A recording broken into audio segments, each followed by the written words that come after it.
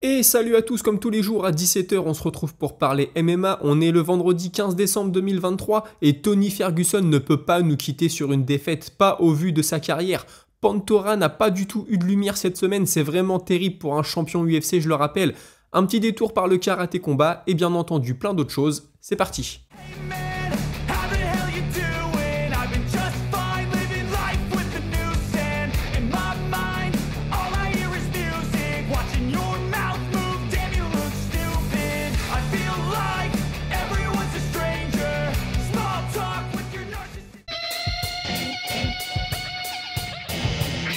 Aujourd'hui, honneur à Tony Ferguson qui va peut-être quitter l'UFC ce week-end. On ne sait pas ce que va donner son avenir s'il perd, mais en tout cas, voilà, je voulais quand même rendre un petit hommage à sa carrière parce que Tony Ferguson, avant d'être sur 6 défaites de suite, il a été sur 12 victoires de suite.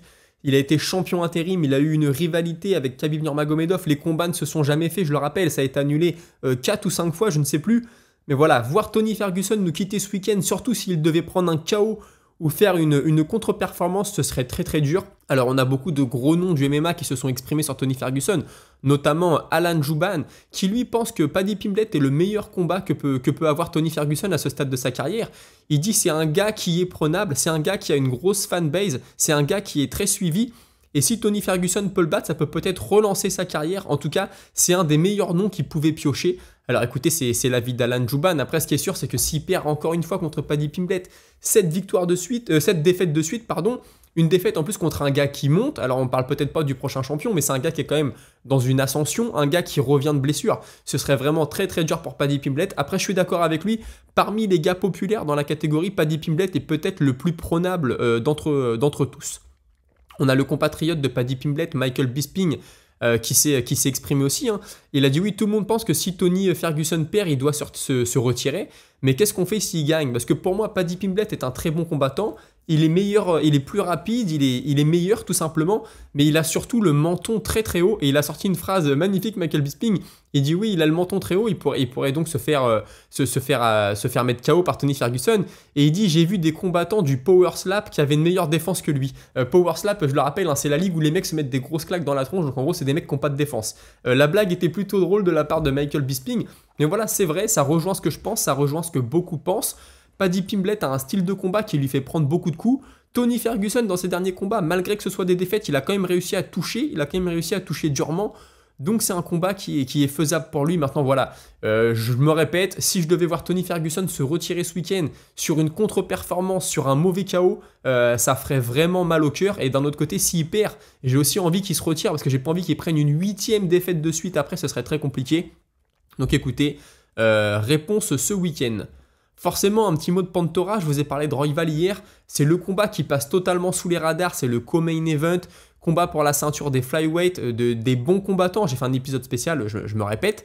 Voilà, écoutez, Pantoja, il a quand même fait sa conférence de presse, hein, forcément, il expliquait que rien n'avait changé pour lui malgré qu'il soit devenu champion. Il dit ouais, c'est vrai, on me reconnaît un peu plus dans la rue, je l'avoue, mais moi, chez moi, ça n'a rien changé. Je suis toujours le même avec ma famille, je suis toujours le même avec mes enfants, je fais toujours la même chose chez moi et j'ai envie de garder les pieds sur terre. Pour moi, c'est très important. Il dit, moi, je suis pas un gars qui aime le trash talk. Je préfère me concentrer sur les choses positives. Tout ce qui se passe avec Ian Gary, les histoires de sa femme, ses histoires de famille, tout ça, honnêtement, ça me met un peu mal à l'aise. Il explique que lui, à chaque fois, il repense à tout ce qu'il a dû traverser dans sa carrière. Voilà, il dit ouais, je me suis blessé, j'ai fait les ligaments croisés. Pendant 8 mois, j'étais loin de ma famille, j'avais des problèmes d'argent. J'ai dû travailler pour Uber. Il dit voilà, tout ça je m'en rappelle et tout ça je l'oublie pas, donc j'ai pas envie de me trahir en gros. Il explique qu'il a un énorme respect pour Brandon Royval. Et il explique qu'il est très fier d'avoir affronté Moreno à son prime. Il dit là je vais affronter Royval lui aussi à son prime. C'est quelque chose dont je suis très fier. Et il dit ouais, demain si Royval et Moreno devaient s'affronter, l'un ou l'autre pourrait gagner. On a une catégorie qui est très relevée. Il dit dans le top 15, j'ai l'impression que tout le monde peut battre tout le monde. C'est vrai, c'est une catégorie très relevée, une catégorie qui passe un peu sous les radars d'ailleurs. Et voilà, il expliquait qu'il était très reconnaissant de sa team. Il dit je remercie ma team, je remercie mes sparring partners. Sans eux, j'en serais pas là. Écoutez, Pantoja, franchement, des fois, je comprends. J'ai souvent critiqué Pantoja, enfin critiqué. Voilà, j'ai émis des réserves parce que je trouvais qu'il faisait souvent le strict minimum, juste un tout petit peu plus que son adversaire pour s'imposer. Mais quand tu sais ce par quoi le mec est passé, les problèmes d'argent, etc., tu peux comprendre que le mec n'est pas forcément toujours envie de prendre des risques et qu'il cherche à sécuriser la victoire. Donc je peux pas lui reprocher non plus. Ça a vraiment l'air d'être un bon gars. On parlait de Darius hier, on parlait de Royval, voilà, tous ces gars-là. Lui, il dit, moi, vous payez pour me voir combattre, vous payez pas pour voir ma vie de famille, vous me payez pas pour voir insulter des gens. Donc écoutez, c'est son point de vue. Est-ce qu'il gagnerait plus d'argent s'il était un peu plus bad boy? Sûrement, mais on le sait, il y a des mecs qui veulent pas se trahir et on peut pas leur reprocher. Un petit mot de la conférence de presse, et la conférence de presse c'était un peu le Colby Show. Hein. Maintenant voilà, malheureusement il a dérapé, je vais en parler tout de suite. En gros il dit à Leon Edwards, oui je vais t'envoyer en enfer, je vais t'envoyer 6 pieds sous terre, hein. Je pense si on devait un peu traduire en français, il dit puis tu passeras le bonjour à ton père. Donc là honnêtement c'est le gros dérapage, on sait que le père de Leon Edwards est mort. C'est dommage parce que jusque-là, il s'en sortait plutôt bien. Il avait un peu titillé de Stephen Thompson qui l'avait pris à la rigolade. Hein. Il avait dit oui, Stephen Thompson et son père, ils se baladent dans un bus sans vitre dans les rues de Las Vegas. Ils distribuent des bonbons et puis ils disent aux enfants que c'est l'heure de retourner au dojo. Plutôt que d'être dans le top 10 ou dans le top 15, il devrait plutôt être sur la liste des personnalités connues. Parce que je crois qu'aux États-Unis, il y a un fichier des pédophiles en fait. Je pense, hein, je veux pas dire de bêtises, mais en gros, c'est ce qu'il voulait dire. Ouais, on devrait savoir que c'est un mec dangereux.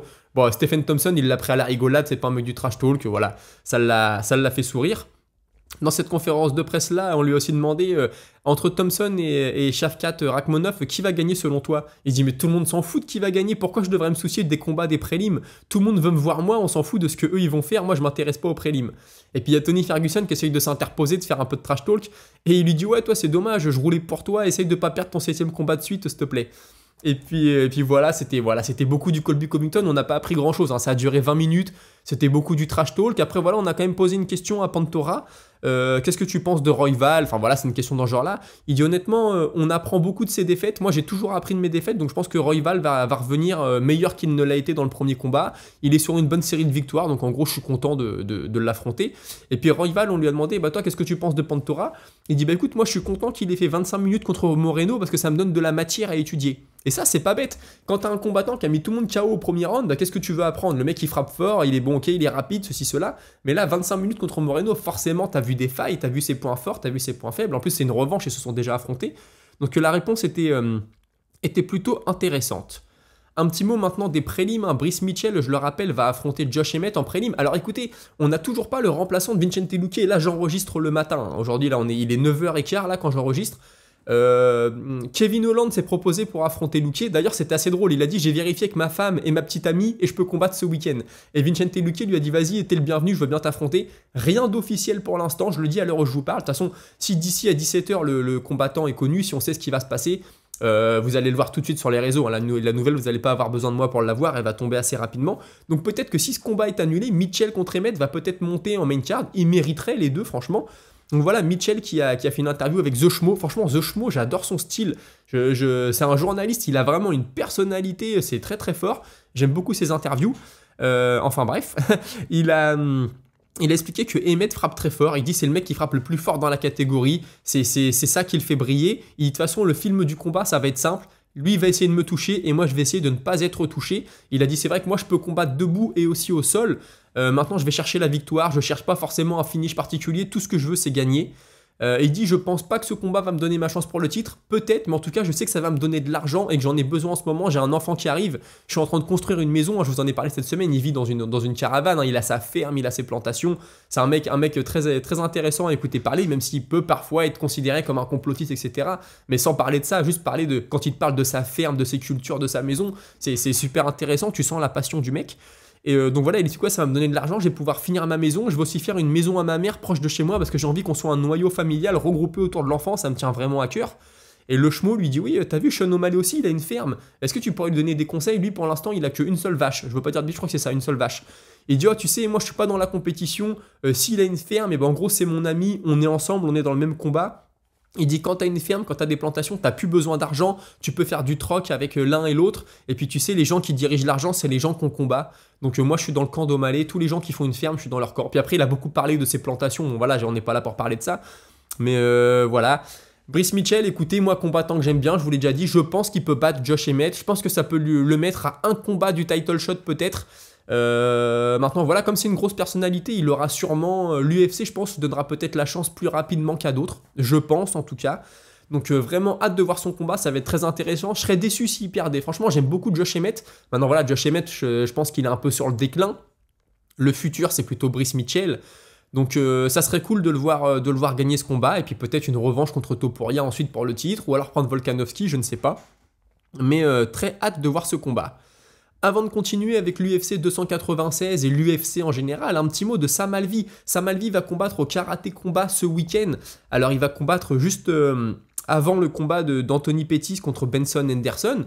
Donc il explique voilà, qu'il est très content de sa situation au Karaté Combat, que c'est un peu un nouveau tournant dans sa carrière. Je rappelle que Alvey c'est un vétéran UFC, hein, il a une carrière de, je crois, il doit être à 33-18 en MMA, 33-18 et un no contest. Bon, il a quitté l'UFC, il était sur une série de 7 ou 8 défaites. Hein. Franchement, ça s'est très mal fini pour lui. Il était connu pour son KO Power. Alors, c'est un combattant très particulier. Je le trouvais parfois un peu chiant à regarder, mais tu savais que sur un coup, sur un crochet souvent, il pouvait déconnecter l'adversaire, le mettre KO. Donc, il a eu des beaux KO. Mais la fin de sa carrière a été plutôt terrible à l'UFC. Hein. Je pense qu'il était vraiment temps de partir. J'espère pour lui qu'il va se relancer au Karaté Combat, qu'il va pas continuer à se prendre des KO, parce que pour le cerveau, c'est vraiment pas bon. Il a expliqué que le karaté c'était très rapide. Il dit ouais, ce que j'aime bien au karaté combat, c'est que le combat commence et boum, tout de suite on se rentre dedans. Il dit voilà, moi je vais pas avoir à craindre les takedowns, un peu ce que disait Anthony Pettis. À l'UFC j'étais souvent dos à la cage, souvent sur le reculoir justement pour éviter les takedowns. Là je vais vraiment pouvoir me lâcher. Il dit ouais, le combat va avoir lieu en 205 pounds, donc si on était à l'UFC ce serait les lourds légers, mais au karaté combat c'est les poids lourds, combat pour la ceinture. Et il explique qu'il a fait une vraie prise de poids. Il dit ouais, j'ai fait une prise de poids intelligente, je suis assez fier de ce que j'ai fait. Il dit ouais, mon adversaire il vient du kickboxing, il vient du Glory, hein, il a combattu au Glory, il est champion poids moyen au karaté combat. Il dit ça va faire un très beau combat, mais moi faut pas oublier que je suis à 6-1 en Muay Thai, j'ai combattu en Muay Thai, donc puis moi à la base j'aime beaucoup le pied-point, j'aime beaucoup le striking, donc je suis pas forcément vu comme le gars du MMA, parce que le journaliste il dit ouais, est-ce que tu as l'impression au karaté combat d'être le mec du MMA qui vient se tester contre les autres? Il dit ouais, non, pas forcément, moi j'ai pratiqué le pied-point toute ma vie, je suis assez content de ça, donc j'ai pas l'impression d'être vu comme le mec du MMA qui arrive. Il dit aujourd'hui en MMA je suis assez déçu par les gars, ils choisissent leur combat. Moi à mon époque on te proposait un combat, tu réfléchissais pas, tu disais oui. Alors sur la fin de sa carrière c'est vrai qu'il a pris beaucoup de short notice, ça lui a plutôt porté préjudice. Maintenant si c'était sa mentalité, écoutez, je suis content pour lui. Il explique quoi, à mon époque on refusait pas, les mecs aujourd'hui sont trop calculateurs. Ça me déçoit un peu. Et enfin, vous pourrez suivre l'événement gratuitement sur YouTube, en direct et en replay, je pense, donc ça peut être bien. Il a aussi expliqué qu'il était très content de combattre dans ce qu'on appelle la fosse. Hein, je vous mets une photo à l'écran. Le karaté combat, ça se passe dans la fosse. Il dit ouais, c'est une super aire de jeu pour les combattants. Écoutez, Sam Alvey, j'ai aimé le suivre à l'UFC, je savais qu'il serait pas champion. Ça s'est très mal fini pour lui. Il a dit ouais, quand j'ai accepté le combat contre Brendan Allen, je savais même pas qui c'était. Bon bah aujourd'hui, Brendan Allen, on sait qui c'est. Il est pas loin des conversations intéressantes chez les poids moyens. Voilà, je pense qu'il y a peut-être eu, voilà, il y avait un manque de talent, je pense, chez Sam Alvey, hein, sans lui manquer de respect. Il a peut-être pas fait le travail nécessaire. Voilà, dans son coin, il était avec sa femme souvent. Est-ce qu'il y avait pas aussi un petit manque de professionnalisme parfois? Je sais qu'il était dans des grosses teams quand même, hein, je vais rien lui enlever. Mais écoutez, je lui souhaite de prendre de l'argent au karaté combat. Je lui souhaite d'avoir une bonne fin de carrière et puis de pas avoir besoin de retravailler quand il aura décidé de raccrocher les gants. On retourne au MMA, on retourne à l'UFC 296 avec un combattant qui connaît bien et Leon Edwards et Colby Covington, puisqu'il les a combattus 3 fois et 2 fois, c'est Kamaru Usman. Kamaru Usman qui explique que dans ce combat, ce qui va être compliqué pour Colby Covington, c'est l'inactivité. Il dit moi, je pense que Covington peut gagner, mais il a été inactif et les choses passent vite quand t'es pas là, ne serait-ce que pendant un an, le sport évolue, toi t'évolues pas forcément, donc ça peut être compliqué pour lui. Et il dit ce qui va dans le sens de Leon Edwards, c'est qu'il a une confiance de dingue en lui, et je pense que ça peut faire la différence. Donc il dit voilà, j'étais plutôt avec Covington, mais l'inactivité et la confiance qu'a Leon Edwards en lui-même, je pense que ça peut faire la différence. Je suis d'accord avec lui. Moi, je pense que Covington a tout ce qu'il faut pour faire déjouer Edwards. Maintenant, ce qu'on appelle le ring rust, hein, la période d'inactivité, la confiance qu'a Edwards. Est-ce que Covington n'est pas rentré un peu dans la tête d'Edwards, hein, avec la remarque notamment sur son père? Ça peut jouer, Edwards peut vouloir lui faire payer.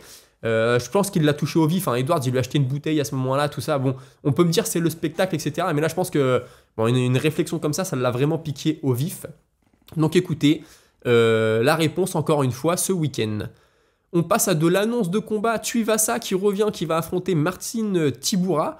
Combat de gros frappeurs, en tout cas pour Tuivasa, que j'aime beaucoup voir combattre. Donc on verra comment il va s'en sortir là-dedans. Combat pour une place dans le top 15 ou pour rester dans le top 15 avec Renato Moicano qui va affronter Drew Dober. On a aussi un combat, alors là tout le monde le savait plus ou moins, mais c'est le combat entre Henry Cerudo et Merab Dvalishvili qui s'est officialisé pour le mois de février, UFC 298. Alors là clairement je pense que le vainqueur aura sa chance au titre, hein, ça fait pas de doute. Donc Rendez-vous au mois de février. Et puis des rumeurs de combat entre Jack Della Maddalena et Gilbert Burns qui prendrait place à Miami à l'UFC 297. Bah écoutez, Gilbert Burns, s'il est de Miami, je pense que Gilbert Burns sur la carte de Miami, ça peut être très bien. Et du coup, je vous glisse un petit mot de Gilbert Burns qui revient d'une blessure à l'épaule, on le sait, dans son combat contre Bilal Mohamed. Il expliquait qu'il s'était pas fait opérer, qu'il était pas loin, mais que c'est la pire blessure de sa carrière. Il dit ouais, j'aurais dû arrêter le combat au premier round, je l'ai pas fait. Écoute, c'est une défaite. La défaite est dure, mais ce qui est le plus dur, c'est d'avoir été blessé et de ne pas pu avoir retourné à la salle, de ne pas avoir pu retourner à la salle, excusez-moi, aussitôt après. Ça, c'était dur, ça m'a cassé ma routine, mais bon, je me suis retrouvé une autre routine. J'ai passé beaucoup de temps avec mes enfants, j'ai regardé beaucoup de combats à la télé. Et il dit voilà, pour l'instant rien d'officiel, mais je sais qu'après l'UFC 296, l'UFC va me donner le nom de mon prochain adversaire. Il dit moi je voudrais bien combattre Colby Covington, mais il est beaucoup trop haut dans les rankings. Je pense qu'il va perdre, mais ça va pas forcément me donner l'opportunité de l'affronter. Le problème c'est que Colby Covington ne combat pas beaucoup, donc je sais pas si j'aurai ma chance. Il explique que bah voilà, l'UFC 299 qui serait normalement à Miami, ça serait l'idéal pour lui. Il dit après maintenant, si l'UFC 299 ça se fait pas, je pense qu'on retournera à Miami dans l'année et j'espère que je pourrai le faire.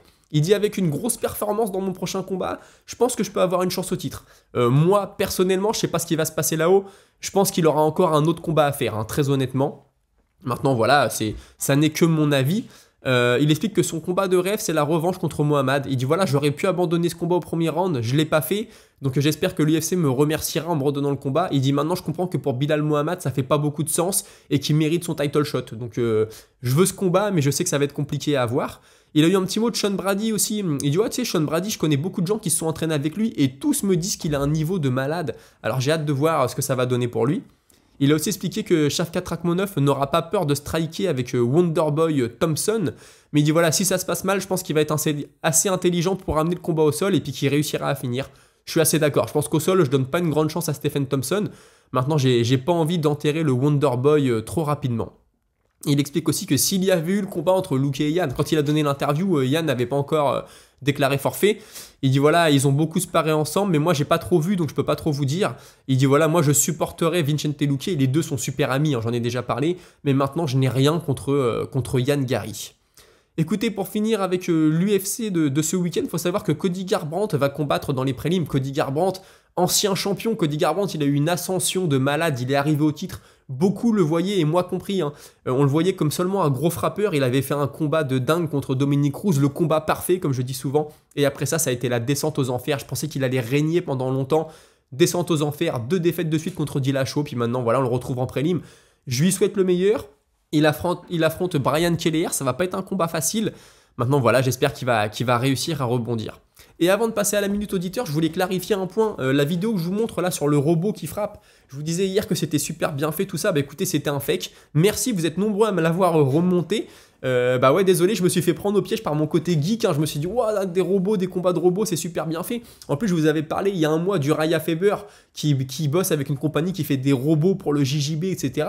Donc bon bah écoutez, je me suis fait avoir, c'était un montage, j'ai été voir d'autres vidéos. En effet, cette vidéo-là était plutôt bien faite, il y en a d'autres qui sont très mal faites. Donc écoutez, les robots qui combattent, c'est pas pour aujourd'hui. Je pense que l'armée aura des robots avant les combattants de l'UFC, mais bon, espérons que ça arrive dans le futur. Moi j'aime bien la technologie, alors je dis pas que je préfère voir des robots combattre que des humains, mais ça peut amener un petit peu de folklore à tout ça. Écoutez, on a fait le tour de l'actu pour aujourd'hui. Je vous propose de passer à la minute auditeur. Minute auditeur que je commence avec Rakai de Shanghai qui, tout comme moi, déplore le comportement de Covington envers Leon Edwards. Hein, la petite blague sur le père, elle était vraiment très mauvaise. Il me dit j'espère quand même que Edwards va le mettre KO. Bah écoute, c'est vrai que moi j'ai toujours dit je regarde l'UFC pour me détendre parce que j'aime les combats. Ce qu'il y a autour, ça me fait rire. Souvent le trash talk. Après là, voilà, un truc comme ça peut pas te faire rire. S'il était resté sur les blagues sur Thompson, les blagues sur son niveau, sur ses adversaires, ok, c'est marrant. Là, j'avoue que la blague sur le père, elle est forcément très mauvaise. On a Jean-François aussi qui me dit ouais, moi je trouve que c'est dommage pour la catégorie des poids légers parce qu'il y a Poirier et Chandler qui squattent les places du top du classement en n'ayant pris aucun contender depuis des années. Je suis d'accord. Je suis d'accord que là, en ce moment, ça gêne un peu. Les anciens nous gênent un peu. Après, Geji, je trouve pas trop ce qui squatte ici parce qu'il a quand même battu Fiziev, tu vois. Mais je suis d'accord que ça manque de combat. Je voudrais voir les deux un peu plus actifs. Je dis pas qu'ils méritent pas leur place au top. Hein. Poirier et Geji, ils ont une carrière de dingue. Ils ont plutôt des bons résultats. Mais je voudrais les voir un peu plus actifs parce que là, Poirier, il nous dit ouais, moi, je veux choisir mon prochain adversaire. En gros, bah ouais, mais du coup, tu bloques un peu la catégorie. Geji, il attend son title shot. Est-ce qu'il l'aura? On sait pas. Mais c'est vrai que ça bloque un peu la catégorie aussi. Ah oui, et Vincente Matea, hier, je parlais de la pneumonie enfin, l'infection au poumon de Yann Gary. Je dis, ouais, je crois que c'est ce qu'il a eu aussi, Cyril Gane. Cyril Gane, c'était un pneumothorax, il me dit, lors de sa rencontre en 2018 face à Adam Diska. Donc voilà, merci Vincente de me rappeler ça. Je savais que c'était un truc au poumon, mais je savais plus trop quoi. Ensuite, bah, vous êtes nombreux à supporter Tony Ferguson, hein, un peu comme DMDM, qui me dit, allez Tony, une dernière victoire et c'est fini. Grand respect à Tony Ferguson, quoi qu'il arrive. Bon bah j'en ai parlé, je lui donne la une de ce journal à Tony Ferguson, j'ai envie de dire, voilà, lui rendre un petit hommage. Ensuite, on a David Rousseau qui me dit Force à Royval, j'ai aussi envie de le voir lever les bras avec la ceinture autour de la taille. Et puis il me dit Gamrot matché contre RDA, Darius qui veut prendre du temps pour revenir, du coup si Benoît Saint-Denis veut combattre au mois de mars, il lui reste peu d'options. Je suis entièrement d'accord avec toi, je sais pas ce que ça va donner pour Benoît Saint-Denis, mais c'est un peu le perdant de cette histoire. Ensuite, ah oui, Rakai de Shanghai qui m'avait donné le petit tuyau pour Nora Cornell, il me dit finalement son combat contre la Mexicaine tombe à l'eau. Donc écoute, là d'ici le mois de mars, je pense qu'elle a le temps de retrouver un adversaire, ce serait bien pour elle qu'elle puisse combattre en France, hein, forcément, j'espère qu'elle restera pas sur le carreau comme je lui ai dit. Et puis on termine avec Mathieu Lavigne qui me dit Paddy Pimblett qui aura envoyé un DM à Benoît Saint-Denis pour qu'ils puissent s'entraîner ensemble, il me dit Benoît Saint-Denis va vouloir venger Jeanne d'Arc. Bon, ça m'a fait sourire, voilà, ça serait un peu le crunch France-Angleterre. Donc écoutez, un entraînement entre les deux, pourquoi pas. Un petit mot de notre défi Paris, je sais vraiment pas sur qui miser, la carte est ultra serrée. Peut-être sur Brice Mitchell, même si c'est en short notice, j'ai vraiment envie d'y croire, j'ai envie de croire en Brice Mitchell, donc c'est peut-être le pari le plus sûr, parce que le reste de la carte, je sais pas du tout ce que ça va donner. Dites-moi en commentaire ce que vous feriez à ma place, je vais parier samedi dans l'après-midi, hein, donc voilà. Ce week-end, il y a le combat de Parnasse que je vais regarder en direct, il y a le karaté combat que je vais, je pense, regarder en replay, au moins les 2 derniers combats. Et il y a l'Ares, vous m'avez tous dit que c'était cool à regarder, donc je pense que je vais me le regarder aussi en replay samedi. Merci d'avoir suivi l'émission, merci d'avoir été là toute la semaine, on se retrouve lundi à 17h, salut!